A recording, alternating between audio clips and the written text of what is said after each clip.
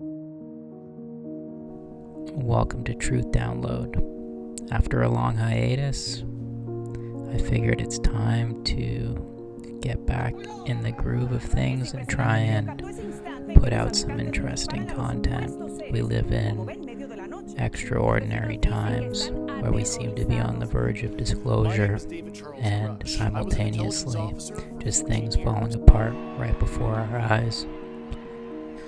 It appears that the powers that be are doing everything they can to keep us distracted and in the dark when it comes to these important discoveries about humanity, which might have the ability to push us forward and break free of the shackles of this tyranny that we've all been subjected to, whether we know it or not.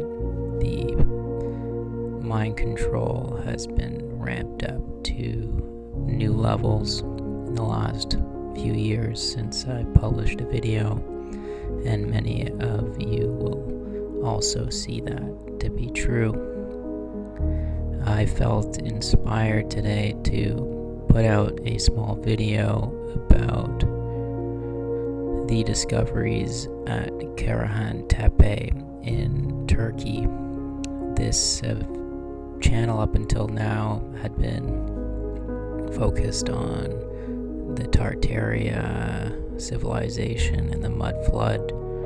I have come to see that while there's truth to the writers of his story deceiving us, I do think that, like the flat earth and like the moon landing and the moon landing footage, these things are a distraction and a deception. So we are unable to actually get to the truth of the matter.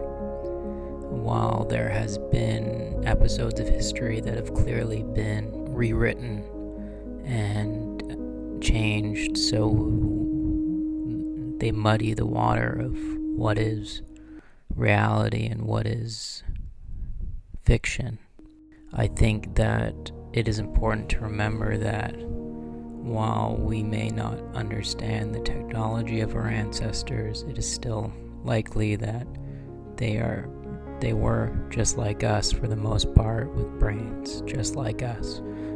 However, there appears to have been other types of humans that were physically larger. Call them giants, call them the Nephilim.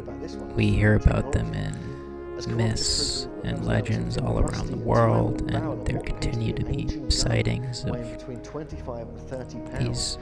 these beings to this day in the form of Bigfoot or Sasquatch.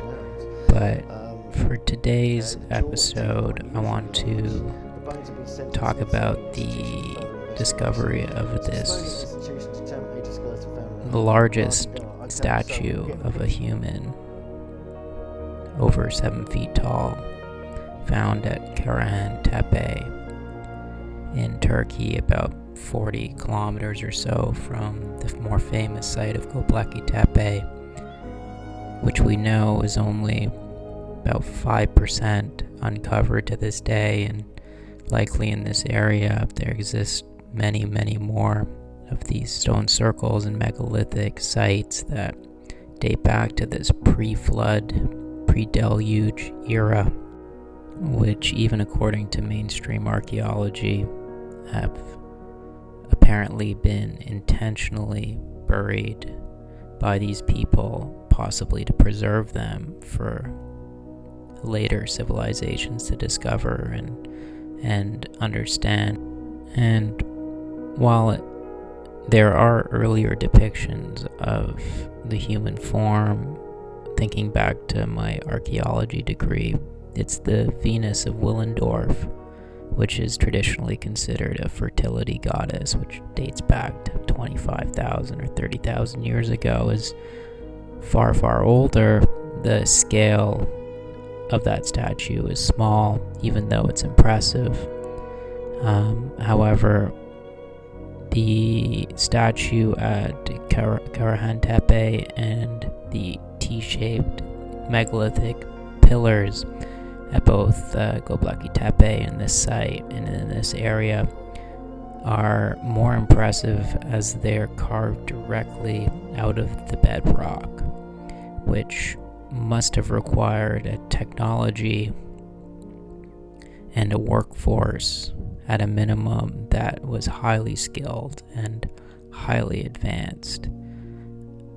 And while modern archaeologists are desperately trying to fit this in with the hunter-gatherer narrative, it seems to not fit, and from my perspective. And what we're looking at is in quotes, this global Atlantean civilization that had technology which must have looked quite a bit different than our, in quotes, modern civilization, but was clearly as advanced in many ways to be able to move these multi-ton megalithic blocks and carve them out of bedrock is just profound. And with this statue particularly, just like the Venus of Willendorf, it appears to have been related to fertility, and as you have this 7-foot tall figure holding his genitals, we can only imagine what this site and what this statue, what its original use was. And it might be easy to say, oh, they just had dirty minds and they wanted to just make a statue of a larger than life person. The amount of time and energy and resources to do it makes me believe that it must have had another purpose. So, what were these places used for? Were they places for fertility rituals? There seems to have been something very important being done at this site to these people, something that made them expend a lot of energy and resources and time in order to create this incredible place. Is it possible, like we find with most of these ancient sites, that its purpose is combined with the viewing of the cosmos with some sort of ritual that allowed them to use their consciousness to travel like we are trying to travel with our technology? The whole thing remains a big mystery and fascinating to me, and I hope to you. And we will continue to dive deep into these kind of mysteries and try and understand the ancients and what they were trying to tell us by burying this kind of site intentionally. And we can only hope and believe that when we come together as a human race, we are more powerful than the corrupt powers that be, and the true nature of humanity and our true potential can be received, and we can transcend this indoctrinated, mind-controlled state of being. Thank you for joining me today, and I hope you enjoyed. We'll see you next time.